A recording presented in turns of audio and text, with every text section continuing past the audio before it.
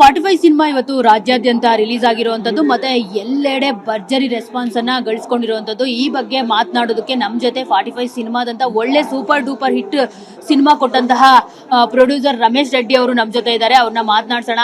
Sir, ಎಲ್ಲೆಡೆ ಒಳ್ಳೆ talk ಕೇಳಿ ಬರ್ತಾ ಇದೆ. ಒಂದು ಅರ್ಥಪೂರ್ಣವಾದ ಸಿನಿಮಾವನ್ನ ಕನ್ನಡ ಚಿತ್ರರಂಗಕ್ಕೆ ಕೊಟ್ಟಿದ್ದೀರಾ ಅನ್ನೋ ಒಂದು ಮಾತು ಕೇಳಿ ಬರ್ತಿರುವಂತದ್ದು. ಜೊತೆಗೆ ರಾತ್ರಿ ನಾನು ನೋಡಿದಾಗ ಎಲ್ಲ ಫ್ಯಾಮಿಲಿ ಆಡಿಯನ್ಸ್ ಬಂದು ಕುತ್ಕೊಂಡು ಸಿನಿಮಾ ನೋಡಿ ಒಳ್ಳೆ ಸಿನಿಮಾ ಸ್ಟೋರಿ ಕೊಟ್ಟಿದ್ದಾರೆ. ಗರುಡ ಪುರಾಣದ ಬಗ್ಗೆ ಇಲ್ಲಿವರೆಗೂ ಯಾರು ಹೇಳಿಲ್ಲ.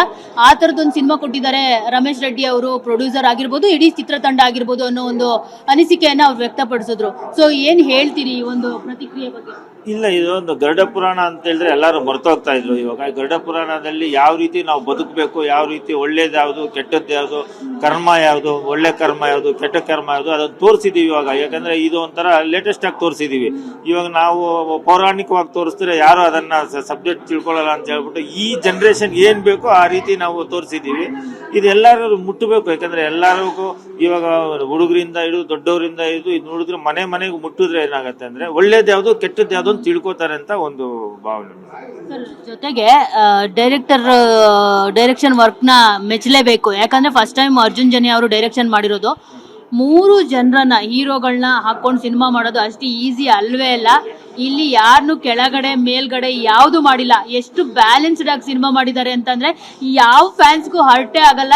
ಇಡೀ ಎಲ್ಲರ ಫ್ಯಾನ್ಸ್ ನೋಡ್ಬೋದು. ಈ ಉಪ್ಪಿ ಸರ್ನ ಈ ತರ ತೋರಿಸಿದ್ದಾರೆ, ಈ ತರ ತೋರಿಸಬಾರ್ದಾಗಿತ್ತು, ಶಿವಣ್ಣ ಸರ್ನ ಈ ತರ ತೋರಿಸಿದ್ದಾರೆ, ರಾಜ್ವಿ ಶೆಟ್ಟಿ ಸರ್ನ ಆ ಒಂಥರ ನೆಗೆಟಿವ್ ಕಮೆಂಟ್ಸ್ ಅನ್ನೋದೆಲ್ಲ ಅಷ್ಟು ಚೆನ್ನಾಗಿ ಬ್ಯಾಲೆನ್ಸ್ ಮಾಡಿದ್ದಾರೆ. ಈಗ ಕನ್ನಡ ಸಿನಿಮಾದಲ್ಲಿ ಮಲ್ಟಿ ಸ್ಟಾರರ್ ಸಿನಿಮಾಗಳು ಕೆಲವೊಂದು ಬಂದಿದೆ. ಅದರಲ್ಲಿ ಏನ್ ಮಾಡೋದು, ಒಬ್ಬ ಹೀರೋನ ಹೈಲೈಟ್ ಮಾಡ್ಬಿಟ್ಟಿರ್ತಾರೆ, ಇನ್ನೊಬ್ರನ್ನ ಕೆಳಗಡೆ ಹಾಕ್ಬಿಟ್ಟಿರ್ತಾರೆ. ಅದನ್ನ ನೋಡಿದಾಗ ಆಬ್ವಿಯಸ್ಲಿ ಬೇರೆ ಫ್ಯಾನ್ಸ್ಗೆ ಬೇಜಾರಾಗೇ ಇರುತ್ತೆ.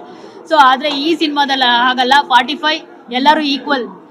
ಎಲ್ಲರೂ ಈಕ್ವಲ್. ಯಾಕಂದ್ರೆ ಇವಾಗ ಏನಾಗಿದೆ, ಸಬ್ಜೆಕ್ಟ್ ಹಂಗಿದೆ. ಯಾಕಂದ್ರೆ ಈಗ ಸಮಾಜಕ್ಕೆ ಏನ್ ತಿಳಿಸ್ಬೇಕು ಅಂತ ಮೂವರದು ಒಂದೊಂದು ಡಿಫ್ರೆಂಟ್ ಆಗಿ ಮಾಡಿದ್ದಾರೆ.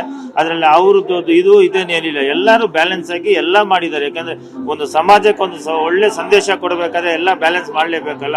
ಆತರ ಶಿವಣ್ಣ ಆಗ್ಲಿ, ಉಪೇಂದ್ರ ಸರ್ ಆಗ್ಲಿ, ರಾಜ್ವಿ ಶೆಟ್ಟಿ ಆಗ್ಲಿ ಚೆನ್ನಾಗಿ ಬ್ಯಾಲೆನ್ಸ್ ಮಾಡಿದ್ದಾರೆ. ಒಂದು ಸಂದೇಶ, ಯಾಕಂದ್ರೆ ಇದು ಎಲ್ಲರಿಗೂ ಸಂದೇಶ ಆಗ್ಬೇಕು ಅಂತ ಎಲ್ಲರಿಗೂ ಇತ್ತು, ನನಗೆ ಅಂತಲ್ಲ, ಎಲ್ಲರೂ ನಮ್ಮ ಶಿವಣ್ಣಗಿತ್ತು.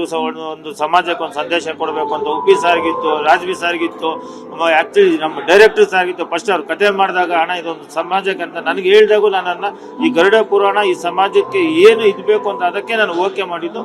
ಇದು ನಮಗೆ ಈ ಸಮಾಜಕ್ಕೆ ತಿಳ್ಕೊಂಡ್ರೆ ಒಳ್ಳೇದು ಯಾವುದು, ಕೆಟ್ಟದ್ದು ಯಾವುದು ಅದು ತಿಳ್ಕೊಂಡ್ರೆ ಸಾಕು ಅಂತ ನಮ್ಮ ಅಭಿಪ್ರಾಯ ಮೇಡಮ್. ಹೈ ಬಡ್ಜೆಟ್ ನಲ್ಲಿ ಸಿನಿಮಾನ ನಿರ್ಮಾಣ ಮಾಡಿದೀರಾ. ಮೊನ್ನೆ ಅಷ್ಟೇ ಹೇಳ್ತಾ ಇದ್ರಿ ನಾನು ಬಡ್ಜೆಟ್ ನ ಆದಷ್ಟು ಬೇಗ ರಿವೀಲ್ ಮಾಡ್ತೀನಿ ಅಂತ. ಸೊ ಈ ಸಂದರ್ಭದಲ್ಲಿ ರಿಲೀಸ್ ಡೇ ದಿನ ಎಷ್ಟು ಬಡ್ಜೆಟ್ ಆಯ್ತು 45 ಸಿನಿಮಾಗೆ? 45 ಕೋಟಿನ ದಾಟಿದ್ಯಾ ಅಂತ ಹೇಳ್ಬೋದಾ ಅಂತ? ಇಲ್ಲ, ಬಡ್ಜೆಟ್ ಅಂತ ಹೇಳಿದ್ರೆ ಅದು ನೀವು ನೋಡಿದಿರಲ್ಲ, ಫಿಲಮ್ ನೋಡಿದಾಗ ಗೊತ್ತಾಗತ್ತಲ್ಲ ಬಡ್ಜೆಟ್. ಅದು ನಾವು ಏನೋ ಒಂದು ಬಡ್ಜೆಟ್ ಅಂತಲ್ಲ, ಮನ್ಸಲ್ಲಿ ಇರತ್ತೆ ಬಡ್ಜೆಟ್ ಅದಂತ. ಬಡ್ಜೆಟ್ ಹೇಳೋದು ಬೇಡ, ಯಾದಂತ ನೀವು ಸ್ಕ್ರೀನ್ ಮೇಲೆ ನೋಡಿದಾಗ ಈ ಬಡ್ಜೆಟ್ ಎಷ್ಟಾಗಿರುತ್ತೆ ಅಂತ ಜನಗಳೇ ಹೇಳ್ತಾರೆ. ಖಂಡಿತ ಆ ಬಡ್ಜೆಟ್ ಜನಗಳು ನನ್ಗೆ ಕೊಡ್ತಾರೆ ಅಂತ ನನ್ಗೆ ಈ ಭರವಸೆ ಇದೆ ಮೇಡಮ್. ರೆಸ್ಪಾನ್ಸ್ ಹೇಗಿದೆ ಬೇರೆ ಕಡೆ ಎಲ್ಲ? ಈಗ ಬೆಂಗಳೂರಲ್ಲಿ ನೆನೆ ನೋಡಿದ್ವಿ ಯಾವ ತರ ಇದೆ ಅಂತ ಹೇಳ್ಬಿಟ್ಟು.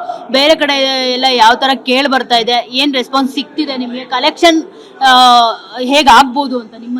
ಇಲ್ಲ, ತುಂಬಾ ಚೆನ್ನಾಗಿ ಆಗ್ತಾ ಇದೆ ಕಲೆಕ್ಷನ್. ಯಾಕಂದ್ರೆ ಬೇರೆ ಕಡೆ ರೆಸ್ಪಾನ್ಸ್, ಮೊನ್ನೆ ಕೆನಡಾದಲ್ಲಿ ಒಂದು ಶೋ ಮಾಡಿದ್ರು, ಅದನ್ನ ಆ ಕೆನಡಾದಿಂದ ಏನ್ ರೆಸ್ಪಾನ್ಸ್ ಬಂದಿದೆ ತುಂಬಾ ಚೆನ್ನಾಗಿದೆ. ಇಲ್ಲ, ಈ ತರ ಒಂದು ಸಬ್ಜೆಕ್ಟ್ ಬೇಕಾಗಿತ್ತು, ಯೂತ್ ಇದು ಬೇಕಾಗಿತ್ತು.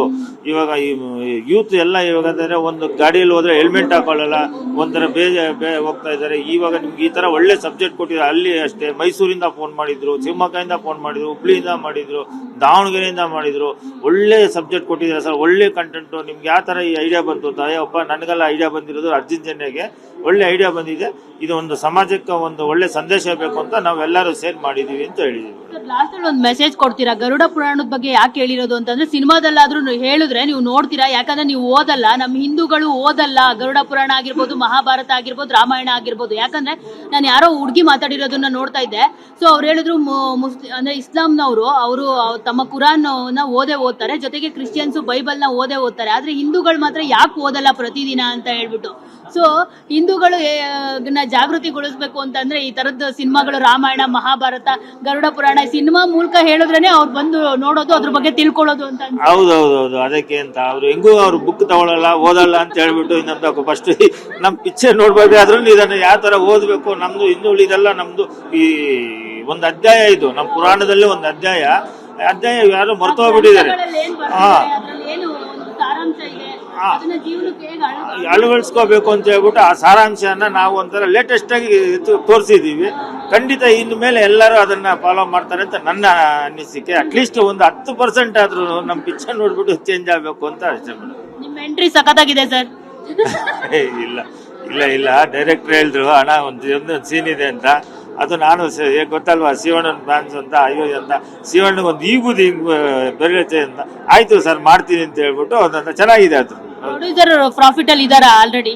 ಅಲ್ಲ, ಖಂಡಿತ ಬರುತ್ತೆ ಪ್ರಾಫಿಟ್. ಅಂದ್ರೆ ಇವತ್ತೇನೆ ರಿಲೀಸ್ ಆಗಿದೆ, ಒಳ್ಳೆ ರೆಸ್ಪಾನ್ಸ್ ಬರ್ತಾ ಇದೆ. ಇನ್ಮೇಲೆ ತಾನೆ ಗೊತ್ತಾಗೋದು ಪ್ರಾಫಿಟ್ ಅಂತ ಹೇಳ್ಬಿಟ್ಟು.